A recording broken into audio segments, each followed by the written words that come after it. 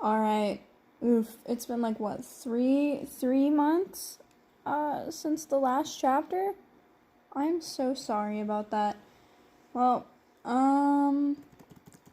we are finally on chapter 14, so at least that's good news. Okay.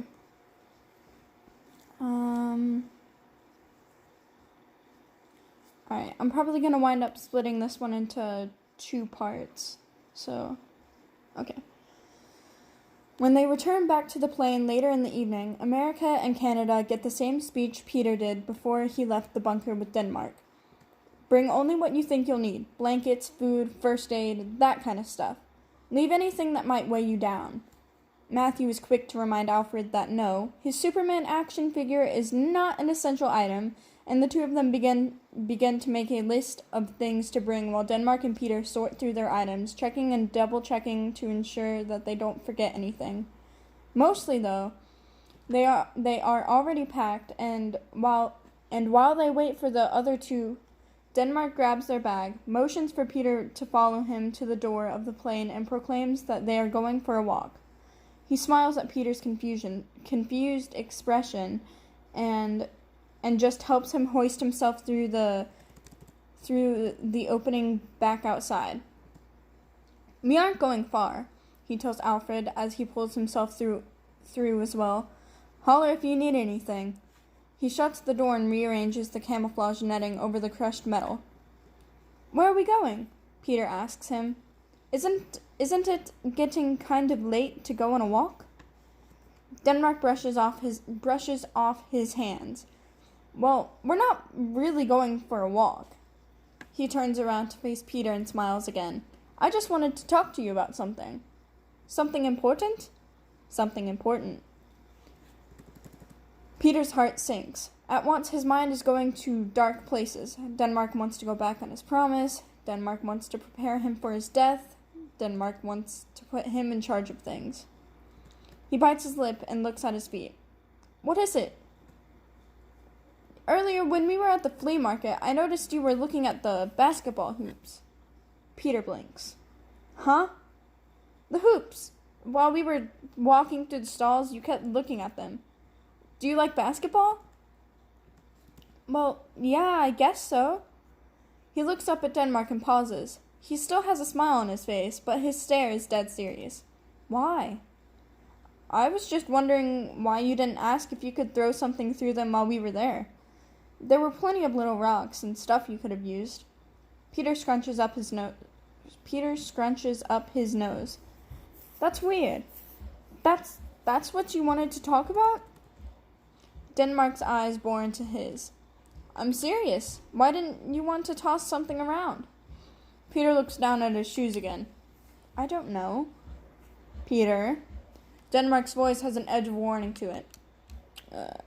It seemed like a stupid thing to ask to do. Peter grumbles and fiddles with the zipper pull on his coat. We needed to hurry, and there isn't any time to play games. And besides, playing games like that is for little kids. What on earth is in that water? It's a pig. Oof. Sorry. That's really loud. Ooh. This is a nice place. Sweet. My apologies. Okay. Denmark clicks his tongue. He crouches down so that he is at eye level with him and peers at him. His gaze somewhere between amused and curious. You didn't want to play rock hoops because it's childish. I thought you might say that. He laughs. He claps a hand against Peter's shoulder and nearly knocks him sideways. Listen, just because you're not a little kid, you don't have to be grown up all the time. Half the fun of being an adult is being able to be immature sometimes. If you ever want to stop and kick a can around or something, you just have to say so. That's okay. Peter looks at him and nods sternly. I don't want to play any games. We don't have time to play around. We have time right now, don't we? Peter starts to say something, but snaps his mouth shut. He can't deny that Denmark has him there. We should be resting before we leave tomorrow. He pokes Denmark's shoulder. Especially you. He grins. You sound exactly like Iceland, you know that? What? I had this exact same talk with Iceland in the 40s. He had to take over some stuff for me while I was occupied by Germany. His smile takes on a sadder shade, and he scratches his chin, shrugging. By the time everything was said and done, he was independent and was all serious business. Once we were all healed up, I tried to get him out of his house to have a reunion party with the rest of us, and he told me the exact same thing. We don't have time to play around. He shakes his head. Said he had too much paperwork and delegating to do. Didn't he want to see you all again? Of course he did. But he also felt like he needed to prove himself to us. He wanted to show us that we could be just as good at his job as we were. And you want to know why? Why? He points at him. Because he grew up too fast. Peter frowns just a bit and sighs heavily. I think this is a little different. Oh yeah? Yeah. How so? Because this time we really don't have time to play around. Denmark exhales loudly, flapping his lips and shooting Peter an uneven, smarmy grin. Again with that. He stands up suddenly and grabs Peter by the shoulders. He spins him around and motions in front of them. What does that look like to you? Peter stares. The only remarkable thing before them is a large tree. Scorched, but otherwise solid. Thick branches still attached to its bare trunk. A tree? Right, and what do you do with trees? Peter is sure this must be a trick question. Cut them down and make firewood? No. He releases his shoulders and moves to the base of the trunk. Hang on.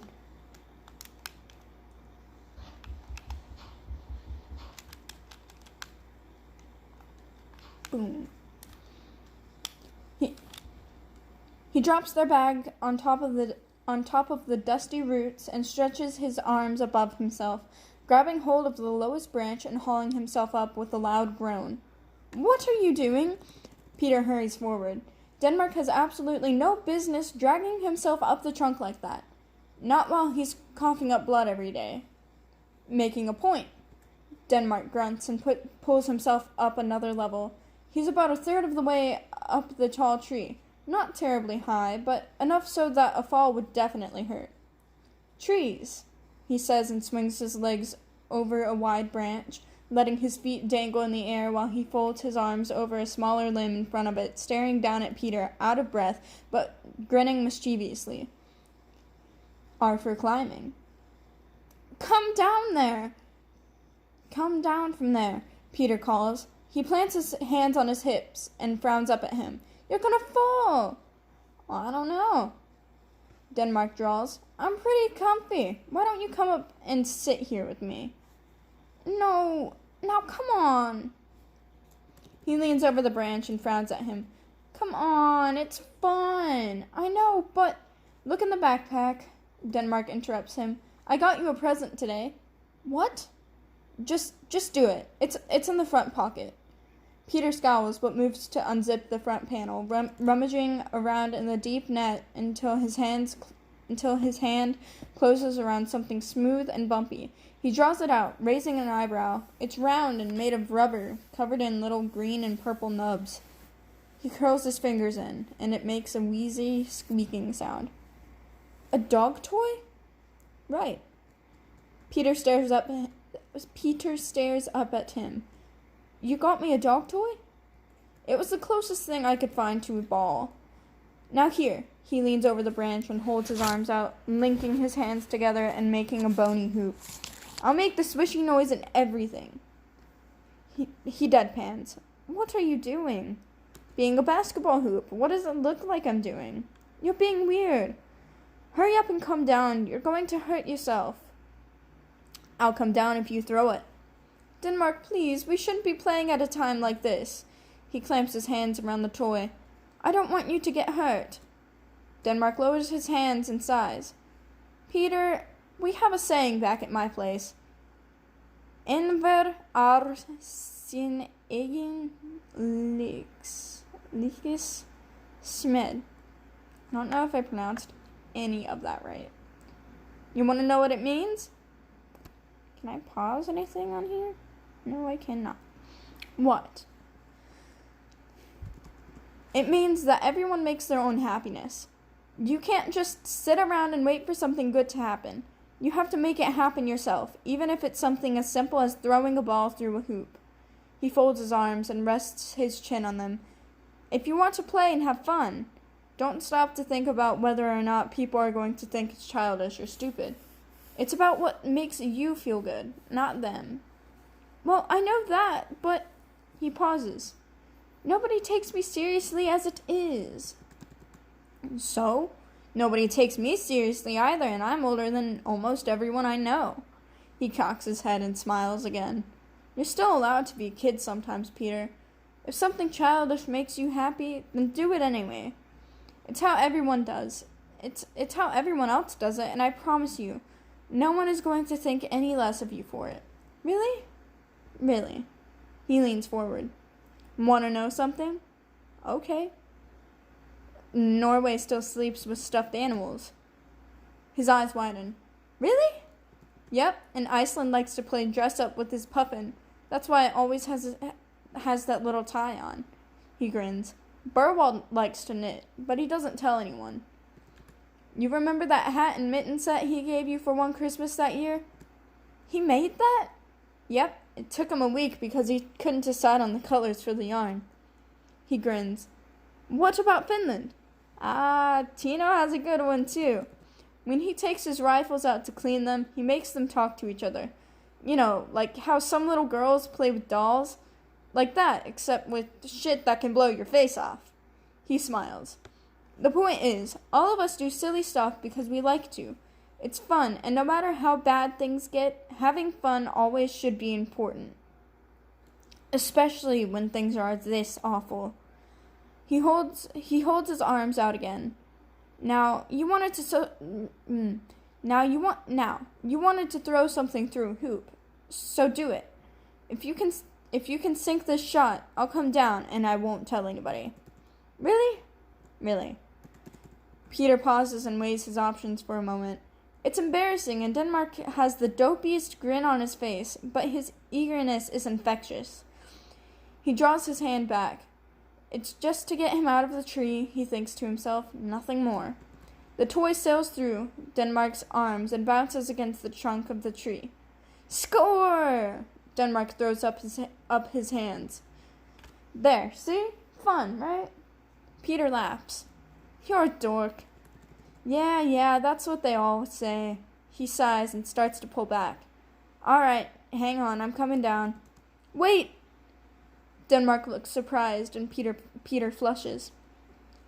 Hold on, stay there. He hurries over to the tree and grabs hold of the first branch, pulling himself and carefully balancing on each limb as he makes his way up. He doesn't even want to look up. He knows exactly the sort of smug look that he's going to find on Denmark's face if he does, so he just continues to concentrate on climbing the tree without slipping and cracking his head open on the hard ground. After a minute of careful clambering, he plops himself down next to Denmark and wraps his arms around the nearest branch to keep anchored, his legs not quite long enough to sit as comfortably. They aren't high up enough to see over the treetops, but he can still see through the skeletal remains of the forest, enough so that he can see the highway through the ash and fading daylight. Denmark nudges him. There, that wasn't so bad. That wasn't so hard, was it? Shut up, he mumbles. I just kind of like climbing trees, okay? And you were probably stuck anyway, so I have to help you down. Denmark just laughs and leans over to rest his head against his arms. A stretch of silence drips down from the sky with the usual parade of floating dust for several minutes. They both just stare out into the trees, lost in their own heads and long enough to enjoy the view, bleak as it may be. What about you? Peter asks after a moment. Everyone else has silly things they like to do, so what's yours? Denmark smiles. Baking, he says. I like to bake. Really? Really? I've got the apron and pastry bags and everything. Are you any good at it? The best, he laughs into his elbow. Someday, when we make it home, I'll make you something so you can see for yourself. That would be nice. Yeah, it would, wouldn't it? Another pause draws in with the sinking sun, and Peter pulls his coat a little tighter. It's starting to get cold, and darkness is making a rapid approach into the woods. He figures that America should be about done packing by now, and when they return to the plane, there won't be much left to do besides go to sleep, waking in the morning back in the same reality that he's been trudging through for the last several months, walking through endless gray and worrying. He likes looking out into the trees like this. From this height in such a dim light, it almost looks like the trees have only shed their leaves for the fall, standing naked in a crisp autumn night rather than burnt and dead in a landscape of miserable ash. It almost feels like pretending. You cold? Peter nods. A little. Denmark drops an arm around his shoulders and rubs his arm. We can go inside now if you want. No, that's okay. He tips sideways, just enough to lean against him. Can we stay up here for a little longer? Even without looking, he can tell Denmark is smiling again. Sure we can, kiddo. Morning comes far too soon. They set out just before dawn while the skies are still dark and the air is crisp enough to see their breath through flashlight beams. Swept close to the ground as they file out of the plane and start for the highway. Wrapped in blankets, Matthew rides on Alfred's back, still half asleep, while Denmark carries the shopping cart, tipped upside down and resting on his shoulders. The ground is too uneven to push either of them until they get closer to the road. It's a factor none of them had taken into account when they brought the cart back, and while Denmark doesn't complain, Peter knows full well that he is irritated by the task of hauling the rickety thing through the woods, trying to make his way through the broken branches and stiff underbrush as quietly as he can, with a giant metal basket over his head. He had offered to help him carry it, but Denmark had declined and simply requested that he hang onto the bag until they get to the highway. Alright, I'm going to stop it there because my phone doesn't have much space, storage, whatever. And then hopefully I'll get the next part out today, either that or tomorrow. Alright, guys, or whoever person still listens to this, have a good day or night wherever you are, and bye-bye. Have a happy new year.